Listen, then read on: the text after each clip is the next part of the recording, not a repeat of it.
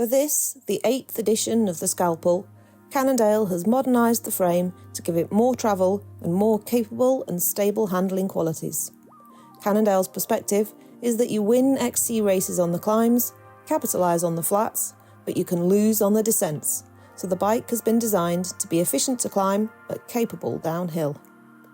They've given it longer reach and slimmed down the carbon tubes, yet retained stiffness. The slightly unusual shape in the seat tube is a product of making room for a 200mm dropper, although it comes equipped with 150mm droppers in sizes medium to extra large. You no longer get the integrated tool storage, which is part of the process of keeping the stiffness in the tubing while lowering the weight.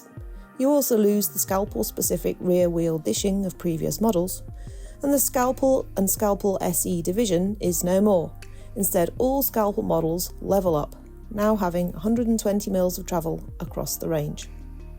The shock has been rotated upwards, which creates space for 2 water bottles on all bike sizes. Compared to the previous Scalpel, it's about 20 grams lighter per frame, despite those frames getting longer.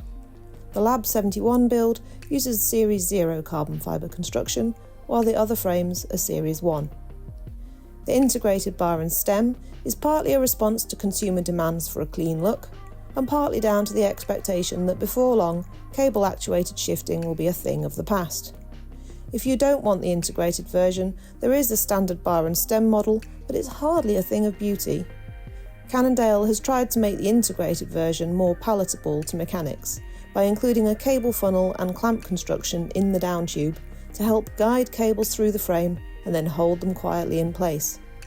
Cannondale also says that the headset bearing is large enough to pass most XC brake levers through, removing the need for disconnection and bleeding during bearing replacement.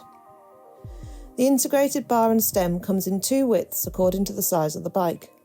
You get 750mm on large and XL bikes, while the medium Model 1 that I tested came fitted with 600mm bars. Attached to that were 4-pot SRAM level brakes.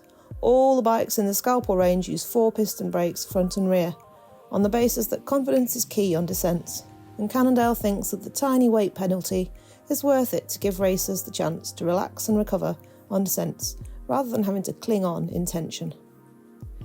The Scalpel is a race bike, and with under-23 world champion Charlie Aldridge on the team, Cannondale is not there to be an also-ran in the field.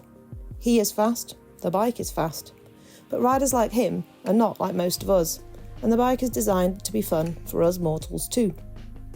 Being a mortal, for my test ride I had the spec Recon Race front tyre swapped out for a handily available Minion. Keeping the rather exciting Aspen on the rear, I headed out in very wet test conditions. I'm not going to pretend I scampered up the nearest steep hill, but no undue kissing of stems or shifting in the saddle was needed to keep the front wheel on the ground. Even the saddle was unusually kind. Race sharp this bike might be, but it wasn't out to hurt me. Descending was a joy. Precise steering, good brakes, and the lightness of the bike makes it fun to play with. Steep roller after steep roller, and even some decent drops, and my body felt positively fresh. Those bars were not the wrist smashers I had expected, and I found myself actually comfortable on the bike. Apparently that neutral roll and sweep the bars have been designed around really works. The bars fell in proportion, not twitchy. The only shock sent through my body was on bottoming out on a decent drop to flat, but even then it was momentary and I just kept on rolling. And roll I did, at speed, by my standards.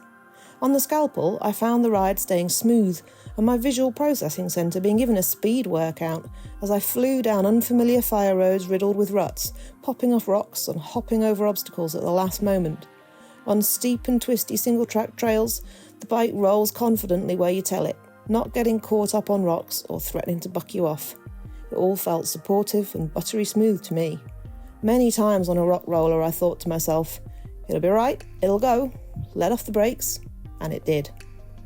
I'm not saying I'm ready to reach for the disco slippers and start measuring my heart rate, but the Scalpel has certainly changed my ideas about how much fun an XC race bike can be.